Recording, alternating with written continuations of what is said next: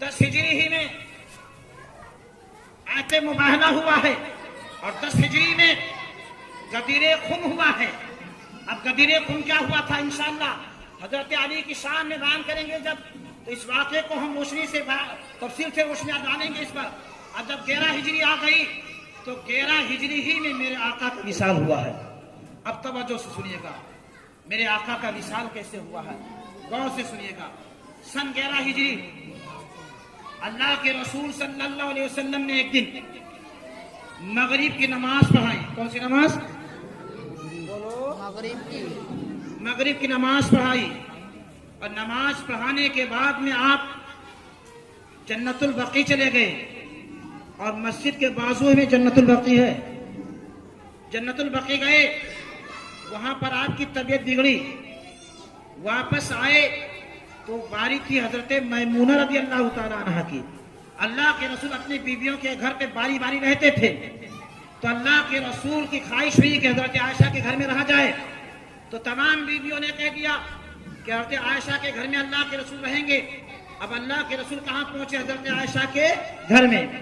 عشاء کی اذان ہو گئی، بلال حبشی آ گئے اللہ کے رسول کو بلانے کے لیے کہ چلیں آقا نماز پڑھائیں. میرے آقا نے وضو بنایا، آپ پر غشی طاری ہو گئی. حضرت بلال حبشی چلے گئے واپس. اب اللہ کے رسول کو ہوش آتا ہے، غشی دور ہوتی ہے. تو میرے آقا نے پوچھا لوگوں نے نماز پڑھ لی؟ تو تمام صحابہ نے کہا یا رسول اللہ نہیں، سب لوگ آپ کا انتظار کر رہے ہیں آپ کا. میرے آقا نے کہا پانی لایا جائے. پانی پھر لایا جاتا ہے. میرے آقا وضو بناتے ہیں، پھر غشی طاری ہو جاتی ہے. پھر کافی دیر کے بعد میں افاقہ ہوا تو میرے آقا نے پوچھا لوگوں نے نماز پڑھ لی؟ تو لوگوں نے کہا نہیں، ابھی سب آپ کا انتظار کر رہے ہیں. میرے آقا نے کہا پانی لایا جائے. پھر پانی لایا گیا تو میرے آقا نے وضو بنایا، پھر غشی طاری ہو گئی. جب ہوش آتا ہے تو میرے آقا پوچھتے ہیں لوگوں نے نماز پڑھ لی؟ تو لوگوں نے کہا نہیں، سب آپ کا انتظار کر رہے ہیں. توجہ دیجیے گا، میرے آقا کافی نقاہت والے ہو گئے تھے، کافی کمزور ہو گئے.